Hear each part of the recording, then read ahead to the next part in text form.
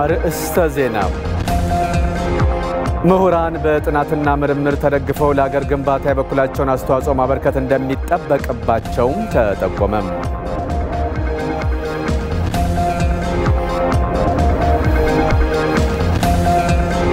በአማራ ክልል በዚህ ዓመት 4.3 ሚሊዮን ሕዝብ ያሳተፈ የተቀናጀ የተፋሰስ ልማት ስራ እንደሚከናወን ተገለጸ። የማስጀመሪያ መድረክም በባህር ዳር ተካሂዷል። ከውጭ የዜና ምንጭ የዩክሬን ሩሲያ ጦርነት ሊባባስ እንደሚችል የፖለቲካ ተንታኞች አስጠነቀቁ።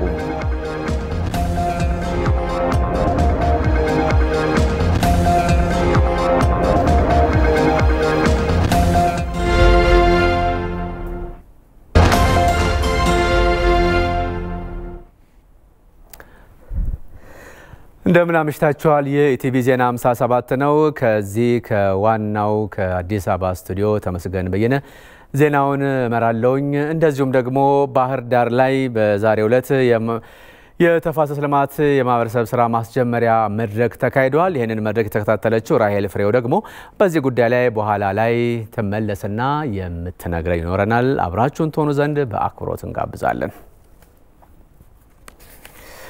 በመጀመሪያም ጠቅላይ ሚኒስትር አብይ አህመድ የአገልግሎት ዘመናቸውን ላጠናቀቁ የኢትዮጵያ አምባሳደሮች ምስጋናቸውን አቀረቡ። አገርን ማገልገል እድል፣ ተልእኮን መፈጸም ደግሞ ድል ነው ብለዋል ጠቅላይ ሚኒስትር አብይ በምስጋና መልእክታቸው።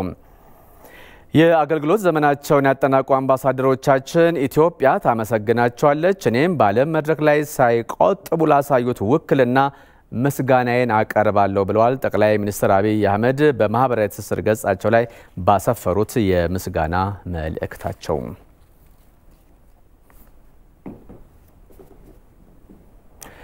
ምሁራን በጥናትና ምርምር ተደግፈው ለሀገር ግንባታ የበኩላቸውን አስተዋጽኦ ማበርከት እንደሚጠበቅባቸው ተጠቆመ። የመደወላቡ ዩኒቨርሲቲ ምሁራንና የተለያዩ የትምህርት ክፍል አመራሮች በሀገር ግንባታና በወቅታዊ ጉዳዮች ዙሪያ ተወያይተዋል። ለባሌ ዞን ኮሚኒኬሽን ጽሕፈት ቤት ዘገባ አሊ ደደፎ። የመደወላቡ ዩኒቨርሲቲ በአገር ግንባታና ወቅታዊ ጉዳዮች ላይ የምሁራን ሚናን በተመለከተ ከዩኒቨርሲቲው ምሁራንና የተለያዩ የትምህርት ከፍተኛ አመራሮች ጋር ውይይት አካሂደዋል። በውይይት መድረኩ የተገኙት የመደወላቡ ዩኒቨርሲቲ የሥራ አመራር ቦርድ ሰብሳቢ የኢኖቬሽንና ቴክኖሎጂ ሚኒስቴር ዶክተር በለጠ ሞላ ምሁራን በጥናትና ምርምር ታግዘው ለሀገር ግንባታው የበኩላቸውን አስተዋጽኦ ማበርከት እንደሚጠበቅባቸው ተናግረዋል። ምሁራን የሚያካሂዱት ችግር ፈቺ ምርምርና የማህበረሰብ አገልግሎቶችን በማጠናከርና ተልእኮአቸውን በሰመረ መንገድ በመወጣት ለሀገር ግንባታ ሂደት አሻራቸውን እንዲያኖሩ ጥሩ መደላደልን የሚፈጥር መሆኑን ተናግረዋል። አጠቃላይ ምሁሩ በሀገር ግንባታ ሂደት ውስጥ ሊኖሩ ስለሚገባ እና መወያየት የጋራ ሀሳብ መያዝ ይቻል ዘንድ በዚህ ሳምንት ውስጥ እየተካሄደ ያለ ሀገራዊ ንቅናቄ ነው ማለት ይቻላል። እንግዲህ ሀገር ግንባታ ሀገር ሁሌም የተገነባች ነው የምትሄደው። ተገንብቶ ያለቀ ሀገር የለም። ኢትዮጵያም ሀገራችን ተገንብቶ ያለቀች ሀገር አይደለችም። በየጊዜው የሚመጣው ትውልድ በጊዜው የራሱን የሆነ አሻራ እያስቀመጠ ለቀጣይ ትውልድ እየጣለ ያልፋል። ስለዚህ ምሁራን በሀገረ መንግስት ግንባታና በሀገሪቱ መሰረታዊ ጉዳዮች ላይ የጋራ መግባባትን እንዲፈጥር የማይተካ ሚና አላቸው ያሉት ደግሞ የኦሮሚያ ክልል ብልጽግና ጽሕፈት ቤት የፖለቲካ ዘርፍ ኃላፊ ዶክተር ቢቂላ ሁሪሳ ናቸው። ምሁራን ሁሉን አቀፍ የሰላም የልማትና የብልጽግና ጉዞ እውን እንዲሆን አገሪቷን በእውቀትና በእውነት በመደገፍ እንዳለባቸውም ጨምረው ገልጸዋል። መምህራን የአንድ ሀገር የጀርባ አጥንት ናቸው። ሀገር የሚገነባው በእውቀት ነው፣ በእውነት ነው። በእውነትና በእውቀት አገር የሚገነቡ ግንባር ቀደም ኤሊቶች ምሁራን በሀገራቸው ጉዳይ ተሳታፊ የማይሆኑ ከሆነ ተጠቃሚ የማይሆኑ ከሆነ ዳር ቁጭ ብለው የሚመለከቱ ከሆነና ባይተዋር የሚሆኑ ከሆነ አገር አንድ እርምጃ መጓዝ አይችልም። የመደወላቡ ዩኒቨርሲቲ ፕሬዝዳንት ዶክተር አህመድ ከሊል በበኩላቸው የዩኒቨርሲቲው ምሁራን ለሀገር ግንባታ ሂደት ግብአት ለመሰብሰብ ታስቦ ለተዘጋጀው የውይይት መድረክ ውጤታማነት የበኩላቸውን እንዲወጡ ጠይቀዋል። የማህበረሰቡን ችግር ለመፍታት የሚያግዙ የጥናትና ምርምር ስራዎችን በማስቀጠል ተጨባጭ የሆነ መረጃን ለማህበረሰቡ ተደራሽ ለማድረግ የውይይት መድረኩ መነሳሳትን እንደፈጠረባቸው ምሁራኖቹ ገልጸዋል። ከዚህ በፊት በሀገራዊ ጉዳይ ላይ መምህራን ብዙም አይሳተፉም ነበር። አሁን ግን እንደዚህ አይነት መድረኮች ለመምህራን መዘጋጀታቸው በጣም መነቃቃትን ፈጥሮብኛል። አንድ ሀገር መሆን የምትችለው ሁሉም በሚችለው ከተሳተፈበት ነው። በዚህ መድረክ ላይ ምሁራን መሳተፋቸው ለሀገሪቷ ከፍተኛ ፋይዳ አለው። በሌላ በኩል መንግስት ለምሁራን ሚና መጎልበት ተገቢው ነፃነት መስጠት እንዳለበት ተገለጸ። በተማረው ኃይል ላይ ደግሞ የሚስተዋለው ምክንያታዊነትና እንደዚሁም ደግሞ የተለያዩ ክፍተቶችም እንዲታረሙ ነው የተጠቆመው። ዝርዝሩ የሜሮን በረዳ ነው። ምክንያታዊነት ችግሮችን በጥልቀት ማሰብና ለችግሮች መፍትሄ መስጠት እንዲሁም ክፍተቶች እንዲታረሙ መስራት የምሁራን ሚና ስለመሆኑ በርካቶች ይስማማሉ። በኢትዮጵያም በኢኮኖሚያዊ ፖለቲካዊና ማህበራዊ ዘርፎች ላይ በርካታ ምሁራን እንደሚሳተፉ ሁሉ ለኢትዮጵያ መዳከምም ሌት ተቀን የሚታትሩ ስለመኖራቸው እሙን ነው። ከዚያ ባሻገር ግን ምሁራን በሀገራቸው ሁለንተናዊ እድገት ላይ ንቁ ተሳታፊ እንዲሆኑ ነፃነትና ለሰሩት ስራ ደግሞ እውቅናን ማግኘት እንደሚገባቸው ይነሳል። በየጊዜው አሁን አዳዲስ ግኝቶች አሉ። አንድም ቀን ግን አንተ እንደዚህ አይነት ምርጥ ዘር አግኝተሃልና እንደዚህ አይነት ሽልማት ይገባሃል ብዙ ለውጥ ነው ያመጣህ ተብሎ ሽልማት አይሰጠው። ምናልባት ያው አካዳሚክ ማዕረግ ሊያገኝበት ይችላል። ነፃነት አለው ወይ? የሚሰራውን ስራ ማንም ይሄንን ጣልቃ ሳይገባበት ስራውን ሊሰራ የሚያስችል ሁኔታ አለ ወይ? ሁለተኛው ደግሞ በተለይኛ ሀገር አስቸጋሪ የሆነው ምንድነው? አንድ ተመራማሪ አንድ ምሁር ስራውን ሊሰራ ምን ያስፈልገዋል? ሚኒመም ያ ሰው ኑሮውን ማሸነፍ መቻል አለበት። ብዙውን ጊዜ ትኩረቱ ወደ ኑሮው ከሄደ የህብረተሰቡን ችግር ሊፈታ የሚችል መፍትሄ ሊያመጣ አይችልም። በኢትዮጵያ ሀገርን መለወጥ የሚያስችል አቅም ቢኖርም በመንግስት በኩል ለምሁራኑ አቅም በቂ እውቅና ባለመሰጠቱ ተገቢውን ዕውቀት ለማህበረሰቡ ማድረስ አልተቻለም የሚሉት ምሁራኑ፣ በሌላ በኩል ደግሞ በምሁራኑም በኩል ለጥቅም ተገዢ ከመሆን ጀምሮ ዘርፈ ብዙ ክፍተቶች ስለመኖራቸው ይነሳሉ። ምሁራን ባለው ሁኔታ ህብረተሰብ በደከመበት ሁኔታ መንግስት በደከመበት ሁኔታ በዛ ይገቡና የግል ፍላጎታቸውን የፖለቲካ ፍላጎታቸውን ለማሟላት ሲንቀሳቀሱና ለጥፋት ምክንያት ሲሆኑ እናያቸዋለን። በአገራችን ያለው የብሔር ፖለቲካ ይጠለፋሉ፣ ይገባሉ፣ ያንን ያራምዳሉ። ለብሔር እኩልነት ከመትጋት ይልቅ ለአንድ ብሔር ተቆርቋሪ ሆኖ በሌላው ላይ የጥፋት ምክንያት ይሆናል። ይሄ መሰረታዊ ስህተት ነው። ያቱም ሳይንስ ነው። ምሁር ማለት ሳይንስን ነው የሚከተል፣ ሳይንስን ነው የሚያራምድ፣ የሚሰራውም ሳይንስ ነው። ሳይንስ ደግሞ ህግ ነው። ምሁር ሆኖ ለእውነት ካልቆመ ውሸትን ካላጋለጠ ያ ምሁር ነው ሊባል አይችልም። እና አሁን ያለው ትልቁ ችግር ምንድነው? ምሁር ሆኖ በቀላሉ በገንዘብ ሊታለል ይችላል አንድ ምሁር። እና ምን ይሆናል? ለምሳሌ የተሳሳተ አቋም ካለ የተሳሳተ ፖሊሲ ካለ ያ ፖሊሲ ስህተት ነው ብሎ ከመናገር ይልቅ ያንን ፖሊሲ ዝም ብሎ ምሁር በመሆኑ ኢንዶርስ ሲያረጋው ሲደግፈው ያን ጊዜ ያው ትልቅ ጉዳት ሀገሪቷ ላይ ሊያመጣ ይችላል። ታዲያ ምሁራኑ ያላቸውን አቅምና ዕውቀት መጠቀም እንዲችሉ ነፃነታቸውን ከመስጠት ጀምሮ ለጥያቄዎቻቸው ምላሽ መስጠት እንደሚያስፈልግ አንስተዋል። ነፃነት ይፈልጋል። ምሁር በነፃነት የምርምር ግኝቱን ማቅረብ ይፈልጋል እና በተለያየ መንገድ ለምሳሌ በብሔር የሚፈረጅ ከሆነ በብሔር የሚደገፍ የሚቃወሙት ከሆነ ምሁር ነፃነት ያጣል። በደል ደረሰብኝ ብሎ በትንሹ ስሜቱ ይነካል እና ሊያደርግ የሚችለው ነገር ይቆጠባል። በትንሹ የዛን ሰው ነፃነት ማክበር መጠበቅ፣ ያ ሰው መረጃ እንዲያገኝ ማረግ መጠበቅ፣ በኢኮኖሚ ችግር ውስጥ እንዳይገባ ማረግ መጠበቅ። እነዛ እስከሆኑ ድረስ ያ ሰው ምንም ምክንያት የለውም ጥሩ ነገር ለህብረተሰቡ ለማምጣት የማያረግበት ምንም ምክንያት የለውም ማለት ነው። በሌላ በኩል ለሀገር ሁለንተናዊ እድገት ምሁራንና መንግስት መቀራረብና መደማመጥ አለባቸው የሚሉት ምሁራኑ ይህንን በተግባር ማዋል ደግሞ የመንግስትን ጥረት የሚጠይቅም ነው ብለዋል። ይህንኑ ምሁራን በሀገራዊ ሁለንተናዊ ጉዳዮች ላይ ያላቸውን አበርክቶና ነጻነት በተመለከተ ጥያቄ ያቀረብላቸውና ማብራሪያ የሰጡን የፍሪደም ሃውስ ኢትዮጵያ ፕሮግራም ካንትሪ ዳይሬክተር ዶክተር ሽመልስ ሲሳይ ምሁራን የሀሳብ አመንጭ ከመሆናቸውም በላይ ትልቅ የሀገር ሀብት ስለሆኑ ይህንን ታሳቢ ያደረገ እንቅስቃሴ ይጠበቃል ብለዋል። ሳይንሳዊ የሆኑ ዘርፈ ብዙ እይታዎችን መሰረት ያደረጉ የብዙ የሌሎች ሀገራትን ተሞክሮች የቀመሩና ከዛም ባለፈ በብዙ አቅጣጫ ሊታዩ ሊስተዋሉ የሚገቡ ሀሳባችን በሀገራዊ የፖሊሲ የህግ እንዲሁም የተቋማት አሰራርና አወቃቀር ሂደት ውስጥ እንደ ትልቅ ግብአት በማምጣት መሰረታዊ የሆነ ለውጥ እንዲመጣ ከፍተኛውን ሚና መጫወት የሚችሉ ትልቅ የሀገር ሀብት ማለት ይቻላል ስለ ምሁራን ስናስብ። ነገር ግን ወደኛ ሀገር ነባራዊ ሁኔታ ስናመጣ ምሁራን ኦልሞስት ሳይለንት ማጆሪቲ ወይም ደግሞ ዝም ያለው አብዛኛው የሀገሪቱ ህዝብ ውስጥ እንዳጠቃላይ መመደብ እንችላለን። በአንድም በሌላ መልኩ ድምጻቸውን ሲያሰሙ የምንሰማቸው ምሁራንን በሁለት ከፍሎ ማየት ይቻላል። ምሁራን ከዝምታ ተላቀው ሀገራዊ ጥቅም ያላቸውን ሀሳቦች በማቅረብ ከፍ ያለ ድርሻቸውን ሊወጡ እንደሚገባም ነው ዶክተር ሽመልስ ሲሳይ የነገሩን። ምሁራንን ወደ መሀል አምጥተው ሀሳባቸውን የሚሰማበትን መድረክ ማዘጋጀት ይኖርበታል ብዬ አስባለሁ። ከዛ በተረፈ ደግሞ ለጥናታዊ እና በሳይንስ ለተደገፉ ውጤቶችና ፋይንዲንግስ እውቅና የመስጠት ባህላችንም በደንብ ሊታይ ይገባል ብዬ አስባለሁ።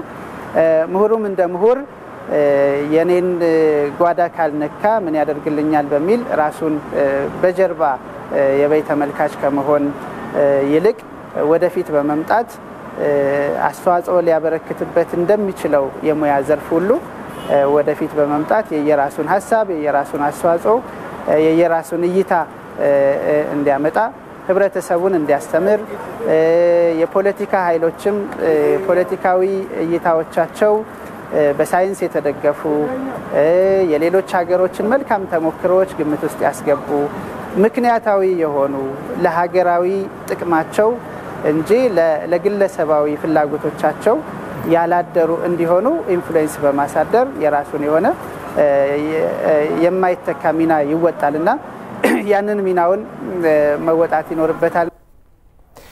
የ102 ዓመት የእድሜ ባለጸጎች ናቸው ጥንዶቹ። በትዳር 8 10 ዓመታትን አስቆጥረዋል። እነዚህ ፔንሲልቫኒያውያን ጥንድ አዛውንቶች የ80ኛ ዓመት የጋብቻ በዓላቸውን ያከበሩበትን ዜና ከአፍታ በኋላ የምናቀርብላችሁ ይሆናል።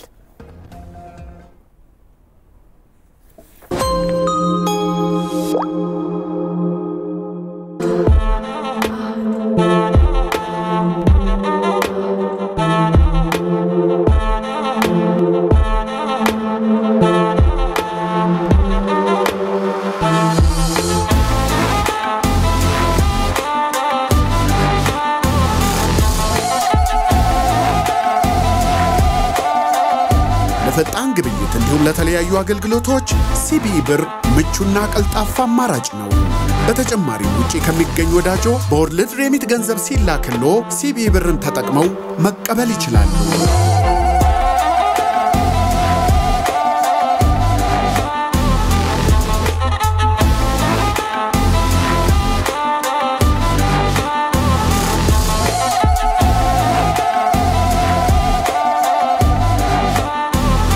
የበዓል ዝግጅቶን በሲቢኢ ብር ያቅሉ። ለክርስትና እምነት ተከታዮች በሙሉ መልካም የገና በዓል። ሲቢኢ ብር ባሉበት ሁሉ አለ። የኢትዮጵያ ንግድ ባንክ ሁሌም የሚተማመኑበት ባንክ። የቲቪ ዜና 57 ነው እየተከታተላችሁ ያላችሁት። በአማራ ክልል በዚህ ዓመት 4.3 ሚሊዮን ህዝብ ያሳተፈ የተቀናጀ የተፋሰስ ልማት ስራ እንደሚከናወን ተገልጿል። የአማራ ክልል ግብርና ቢሮ የ2015 ዓ.ም የተቀናጀ የተፋሰስ ልማት የማህበረሰብ ስራ ማስጀመሪያ መድረክን በባህር ዳር አካሂዷል።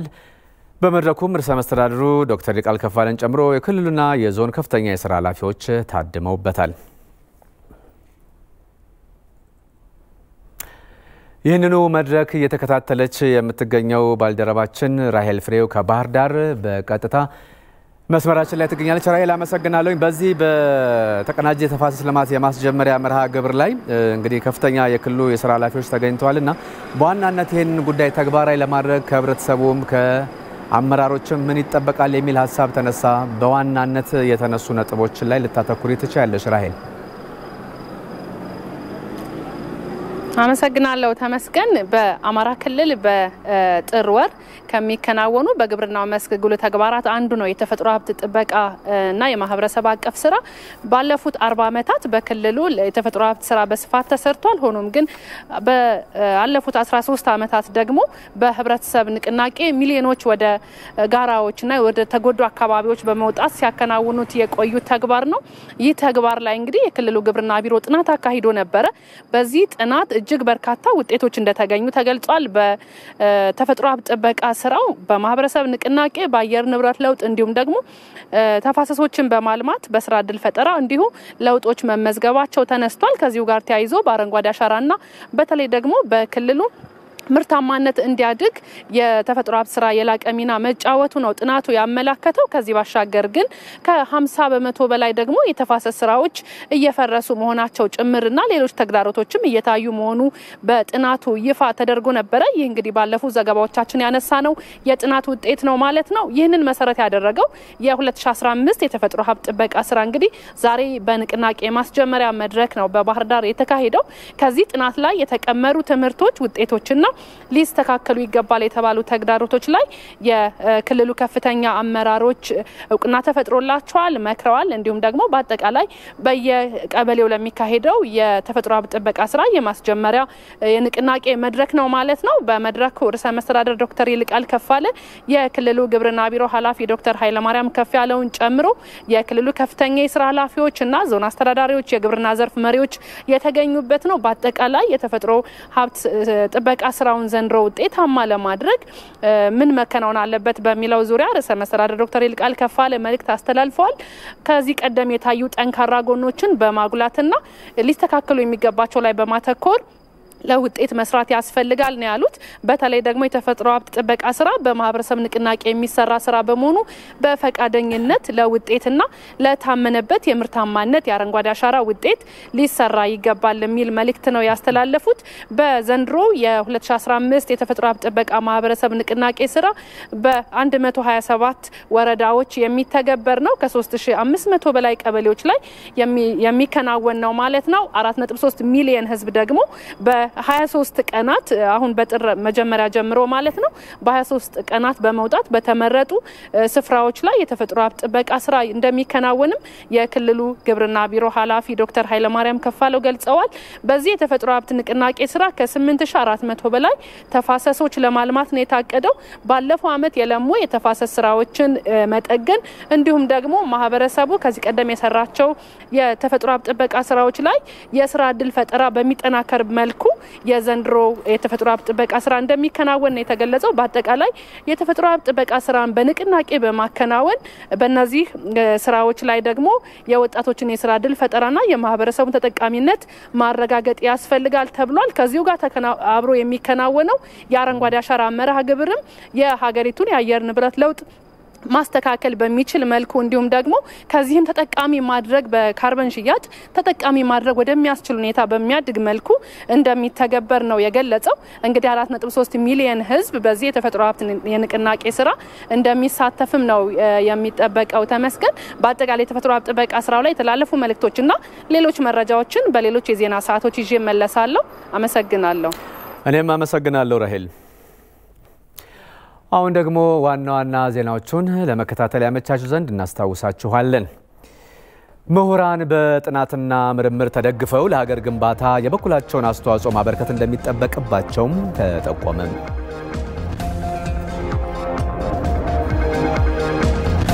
በአማራ ክልል በዚህ ዓመት 4.3 ሚሊዮን ሕዝብ ያሳተፈ የተቀናጀ የተፋሰስ ልማት ስራ እንደሚከናወንም ተገለጸ። ከውጭ የዜና ምንጭ የዩክሬን ሩሲያ ጦርነት ሊባባስ እንደሚችል የፖለቲካ ተንታኞችም አስጠነቀቁ።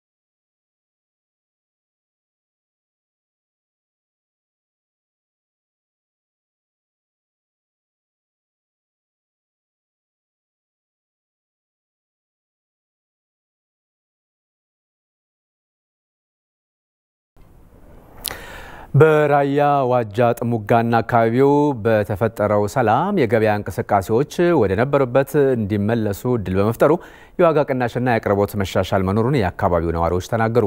ባለፈው የገና በዓል በአስቸጋሪ ሁኔታ ውስጥ ማሳለፋቸውን የተናገሩት ነዋሪዎቹ የሰላም እፎይታ በመገኘቱ ደግሞ ኑሯችን በተረጋጋ ሁኔታ ቀጥሏል ነው ያሉት። ይመራደም ይህ በየሳምንቱ ሰኞ ቀን ላይ የሚውለው በዋጃና አካባቢው የሚገኙ ነዋሪዎች ሁሉም እንደያቅማቸው ለመገበያየት የሚገናኙበት ገበያ ነው። በአብዛኛው የምግብ ፍጆታ ምርቶች የሚገኙበት ትልቅ ገበያ እንደሆነ የሚነገርለት ይሄው የዋጃ ከተማ ገበያ ታዲያ ከጥቂት ወራት በፊት ድረስ በነበረው የሰሜኑ ጦርነት እምብዛም ሻጭና ገዢ የማይገኝበት እንደነበርም ገበያተኞቹ ገልጸዋል።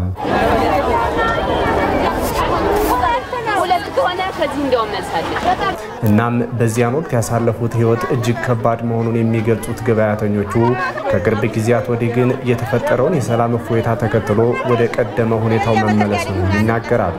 በዚህ 3 ወር 4 ወር ያሳለፍነው ገበያና ያሁኑ ገበያ በጣም ይለያያል። አሁን የሚፈልገው ዕቃ በሙሉ እዚያው ዕቃያችን እየገበየን ወደ ቤታችን የተመለስነ ነው። ተነፋፍቀን ደስ ብሎን አዲስ እንደተወለድነው ሆነን ያለነው። በተለይ የኛ አካባቢ ህዝብ ብዙ ሰው ስለተጎዳብነ የተረፍነው አዲስ እንደተወለድነው ሆነን ነው የምናየው። ከመገበያየቱ ከመሸመቱ ይበልጥ ሰው ለሰው መገናኘቱ ትልቅ ዓላማ ነው እና ሰው በጣም ርቦና ነበረ። አሁን ሰው የተለያየ ሁሉ ተገናኝቶ ሰላም ተገበያይቶ የተለያየ ነው። እንደዚህ አልነበረም። ችግር ነበረ፣ ስቃይ ነበረ። ብትል አንድ እንጀራ እየተካፈልን መከራችንን እያየን ነበር። አሁን ሰላም አግኝተናል። ምስጋና ይገባው በዚሁ መጨረሻው ይመር። በዚያ ጦርነት ወቅት የፍጆታ ምርቶች ሁሉ ከፍተኛ የዋጋ ጭማሪ እንደነበርና በገበያ ላይ ምርቶችን ያለማግኘት አስቸጋሪ ጊዜ ነበር የሚሉት የዋጃና አካባቢው ነዋሪዎች አሁን ላይ በተፈጠረው ሰላም ሁሉንም ነገር በገበያ ማግኘት መቻላቸውንና እንዲሁም የዋጋ ቅናሽ መኖሩንም ተናግረዋል። ገበያውን ያሁን ጤፍ የጀመጥቻለሁኝ ጤፍ በ70 ብር ሽጫለሁኝ። ጣሳው 70 ብር ሽጫለሁኝ። ባለፈው ግን እስከ 200 ብር ተሽጧል። 250 ተሽጧል። ባለፈው በኑሮ ውድነቱ ማለት ነው። አሁን ግን 70 ብር እየሸጥነ ነው። 1 ኪሎ በርበሬ ራሱ ስንት 700 800 የገዛንበት ሰዓት አለ። 1000 ብር የገዛንበት ሰዓት አለ። ስንት ስቃይ አሳልፈናል። አሁን ግን ሀገር ሰላም ሆኖ ነፃነት አግኝተን በቃ ያው እየተገበያየን ነው ዘንድ 1000 ብር እየበላን እየገዛን የነበረው በርበሬ አሁን 300 ብር እየገዛን እየበላን ነው። 300 ብር እየሸጥነ ነው። መጪውን የገና በዓል ተከትሎ የበዓል ገበያው ለርድ የሚሆኑ እንስሳቶች ላይ የዋጋ ጭማሪ ቢስተዋልበትም ከምንም በላይ ግን ሰላም በመፈጠሩ በዓሉን እንደያቅማቸው ለማክበር ዝግጅት እያደረጉ መሆኑንም ጠቁመዋል። የበዓል ገበያው እንግዲህ ትንሽ በጉድ ነው፣ ዶሮ ውድ ነው፣ እንቁላል ውድ ነው። ግን ውድ ቢሆንም ሰላም ነው፣ ችግር የለም። አንድ ሰው ሁለት ሙክት ገዝቶ በውድ ከሚያርግ በሰላም 1 ለ3 ይበቃዋል። በቃ ኪሎ በስጋ አንድ እንቁላል በልቶ በሰላም ይቀመጣል። እና እኛ አሁን መንግስት እናመሰግናለን። ይሄ ያለፈው ነገር እንዳይደገም ነው የምንፈልገው። ፍየል 10 ሺህ ብር ድረስ ገብቷል። በግም ቢሆን አነስተኛ በግ 5 ሺህ ብር 6 ሺህ ብር ነው። የኑሮ ውድነት አለ። ዶሮም አይገኝ በይህ አይነት ማለት ነው 600 500 ገብቷል። የኑሮ ውድነት ከባድ ነው። በሰላም አገኘንኛ ምን በላው እርስ በርሳችን ካለውም እየበላን ተገዳድፈን እንኖራለን። በቃ አንድነታችንን ስላስተማረን ይሄ ጦርነት ያለው የሌለው አይለይም። ካለው ሆዶ በዱሎትን በቀይ ወጡም ይበላል። በዋጃ ጥሙጋ አላማጣና አካባቢው ሰላማዊ ሁኔታ መፈጠሩ የሰላም አየርን ከማግኘትም በላይ እንዲህ አይነት ገበያዎች ወደ ቀደመ የሞቀ እንቅስቃሴያቸው ተመልሰው ነዋሪዎችም የሚያስፈልጓቸውን የፍጆታ ምርቶች እንዲያገኙ እድልን ፈጥሮላቸዋል። በሌላ በኩል በሰሜኑ ጦርነት ወቅት በኮምቦልቻ ከተማ ጉዳት ደርሶባቸው የነበሩ አብዛኞቹ ፋብሪካዎች ወደ ማምረት መመለሳቸው ተገለጸ። የቀሩትን ወደ ስራ ለመመለስ እየተሰራ መሆኑንም ነው የከተማዋ ኢንዱስትሪና ኢንቨስትመንት መምሪያ ያስታወቀው። ኑርያ አባተ በአማራ ክልል ደቡብ ወሎ ዞን የምትገኘውና ከፍተኛ የኢንዱስትሪ መዳረሻ የሆነችው ኮምቦልቻ ከተማ በሰሜኑ የሀገሪቱ ክፍል ተከስቶ በነበረው ጦርነት በርካታ ፋብሪካዎቿ ጉዳት አስተናግደዋል። ጉዳት ከደረሰባቸው ፋብሪካዎች አብዛኞቹ ፈጥነው በማገገም ወደ ስራ እየገቡ ቢሆንም የውጭ ምንዛሬና የጥሬ ዕቃ አቅርቦት በሙሉ አቅማቸው እንዳያመርቱ እንዳደረጋቸው የየፋብሪካዎቹ የስራ ኃላፊዎች ተናግረዋል። ያው ካለው ወቅታዊ የውጭ ምንዛሬ እጥረትና የተለያዩ ችግሮች ምክንያት ስፔሻሊ በገበያና በዶላር እጥረት ምክንያት የማምረት አቅማችን ወርዶ እጅግ በጣም አነስተኛ የሆነ ምርት ነው አሁን እያመረትን ያለ ነው። በፒቪሲ ክፍሉ ላይ ማየት እንደምትችሉት እንግዲህ ካሉ ማሽኖቻችን ውስጥ ከአምስቱ ማሽኖች አንዱ ማሽን ብቻ ነው በአንድ ፈረቃ አሁን ላይ ራን እያደረግን ያለ ነው ማለት ነው። የዚህ የፋብሪካችን ግብአቶች አብዛኞቹ ማለት ይቻላል ከውጭ ነው የሚመጡት፣ በዶላር ነው የሚመጡት እና ከዚህ ጋር ተያይዞ ያንን ችግር ከግምት ውስጥ አስገብቶ በሆነ ሰብሲዲ መንግስት ድጋፍ ቢያደርግለት እንትን ሐሳቤን አቀርባለሁ ነኝ። የከተማው አስተዳደር የኢንዱስትሪና ኢንቨስትመንት መምሪያ ኃላፊ አቶ ሀብታሙ ኃይሌ ከተማዋ በጦርነቱ ወቅት በፋብሪካዎቿና ኢንቨስትመንት ዘርፉ ከፍተኛ ጉዳት እንዳስተናገደች ተናግረዋል። ያም ሆኖ የፋብሪካ ባለቤቶችና ባለድርሻ አካላት ባደረጉት ርብርብ አብዛኞቹን ወደ ስራ መመለስ ተችሏል ብለዋል። ከጦርነቱ በኋላ ግን ማህበረሰቡ ሰላሙን አማራጭ በመጠቀም ቶሎ ኢንቨስትመንት ፕሮጀክቶችን ኢንዱስትሪዎችም ቶሎ ወደ ስራ ለመመለስ ጥረት አድርገዋል። ከዛ ላይ ከአምራች ዘርፍ ላይ ከነበሩት ወደ ስራ ከገቡት ከ44ቱ 35 የሚሆኑት ኢንዱስትሪዎች እስካሁን ባለው ሰዓት ቶሎ ወደ ስራ የተመለሱ ሲሆን ሌሎቹ ደግሞ ከቆሙበት እየተንቀሳቀሱ የተሻለ ውጤታማ ስራ እየተሰሩና መልሰው ስራ አጡን ወደ ስራ በመክተት የኢኮኖሚ እንቅስቃሴውን እያሳለጡበት ያለ ሁኔታ አለ። የጥሬ ዕቃና የውጭ ምንዛሪ አቅርቦት እጥረት ፈታኝ ሆኖ መቆየቱን የተናገሩት አቶ ሀብታሙ አሁን ችግሩን ይፈታል የተባለ አዲስ አሰራር በመንግስት በኩል ይፋ መደረጉን ገልጸዋል። የጥሬ ዕቃ ለሚያስገቡት የተወሰነው ውሳኔ በገንዘብ ሚኒስቴር በኩል ከዚህ ተረጋግጦላቸው ሲሄዱ የሚያስገቡትን የጥሬ ዕቃ እንዲጠቀሙ እድል መሰጠቱ የተሻለ ይህን ችግር ይፈታዋል ብለን እናስባለን። አሁን በአካባቢው እየተፈጠረ ካለው ሰላም ጋር ተያይዞ በከተማዋ አዳዲስ የኢንቨስትመንት ጥያቄዎች እየቀረቡ ነው ብለዋል። የባቡር ጣቢያ፣ የደረቅ ወደብ፣ የአውሮፕላን ማረፊያና የኢንዱስትሪ ፓርክ ባለቤት የሆነችው ኮምቦልቻ ከተማ በአሁኑ ወቅት ከ50 ቢሊዮን ብር በላይ ካፒታል ያስመዘገቡ ፋብሪካዎች በስራ ላይ መሆናቸውን ከከተማ አስተዳደሩ የተገኘው መረጃ አመልክቷል። በጎፋ ዞን ለተከታታይ 4 ዓመታት ባጋጠመው የዝናብ እጥረት ምክንያት የተፈጠረውን ድርቅ ለመቋቋም ትኩረት ሰጥቶ መስራት እንደሚገባ ተጠቆመ። በሕዝብ ተወካዮች ምክር ቤት የመንግስት ዋና ተጠሪ ሚኒስትር ተስፋዬ በልጅጌና የውሃና ኢነርጂ ሚኒስትሩ ዶክተር ኢንጂነር ሀብታሙ ኢተፋ የተመራ ልዑክም በጎፋ ዞን ዛላ ወረዳ የመስክ ምልከታ አድርጓል። የጌታቸው መኮንን ዘገባ ወንዶሰን አፈወርቅ ያቀርበዋል። በአየር ንብረት ለውጥ ተጽዕኖ ምክንያት በጎፋ ዞን ለተከታታይ 4 ዓመታት የዝናብ እጥረት በማጋጠሙ ምክንያት በዞኑ የተለያዩ አካባቢዎች ከፍተኛ ድርቅ ተከስቷል። ከዚህ ቀደም በትርፍ አምራችነታቸው የሚታወቁ ወረዳዎችም ጭምር ለከፍተኛ ድርቅና ረሃብ ተጋልጠዋል። በዚህ ድርቅ ምክንያት በጎፋ ዞን ከ155 ሺህ በላይ ዜጎች አስቸኳይ ምግብ እርዳታ ጠባቂ ሆነዋልም ተብሏል። በሕዝብ ተወካዮች ምክር ቤት የመንግስት ዋና ተጠሪ ሚኒስቴር አቶ ተስፋዬ በልጅጌና የውሃና ኢነርጂ ሚኒስትሩ ኢንጂነር ሀብታሙ ኢተፋ የተመራ የፌዴራልና የክልል የስራ ኃላፊዎች ቡድን በጎፋ ዞን ዛላ ወረዳ ተገኝተው የመስክ ምልከታ አድርገዋል። በድርቁ ምክንያት የከፋ ሰብአዊ ቀውስ እንዳይደርስ የወረዳውና የዞኑ አስተዳደር እንዲሁም የክልልና የፌዴራል መንግስቱ እያደረጉት ላለው ጥረት ያመሰገኑት አቶ ተስፋዬ በልጅጌ ችግሩ በዕለት ደራሽ ምግብ እርዳታ የማይቀረፍ መሆኑ ታውቆ ለዘላቂ መፍትሄ መስራት ይገባል ብለዋል። በቋምነት ይህን ችግር እንዴት እንፍታ ነው ዋናው። ዝናብ በጠፋ ቁጥር ይሄ አካባቢ የሚራብበት እህል የሚያጣበት የአርሶ አደሩ ድካም ከንቱም ይሆንበት ሰው አርሶ ባዶ እጁን ወደ ቤቱ የሚገባበት በውሃ እጥረት ምክንያት ከብቱም ያልቅበት ሁኔታ ማብቃት አለበት በእኛ ዘመን ብለን ባለፈው በሁለት መንገድ እንሰራለን ብለን ለሀገር ሽማግሌው ቃል ገብተናል።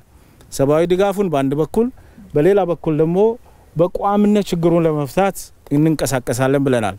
በድርቁ ምክንያት የገጸ ምድር ውሃዎች በመድረቃቸው ለሰውም ሆነ ለእንስሳት የዕለት መጠጥ ውሃ ማግኘት ፈታኝ ሆኗል። በድርቅ በተጎዱት አካባቢዎች አስቸኳይ የዕለት ምግብ ብቻ ሳይሆን አስቸኳይ የዕለት መጠጥ ውሃ አቅርቦትም እንደሚያስፈልግም ይገለጻል። ይህንን የመጠጥ ውሃ አቅርቦት ችግር ለመፍታት ዛላ ወረዳን ጨምሮ በጎፋ ዞን በሁለት ወረዳዎች በፌዴራል መንግስት የሚደገፍ የውሃ መሰረተ ልማት ስራዎችን ለማከናወን የሚያስችል የፕሮጀክት ጥናት መጠናቀቁን የውሃና ኢነርጂ ሚኒስትሩ ኢንጂነር ሀብታሙ ይተፋ ገልጸዋል።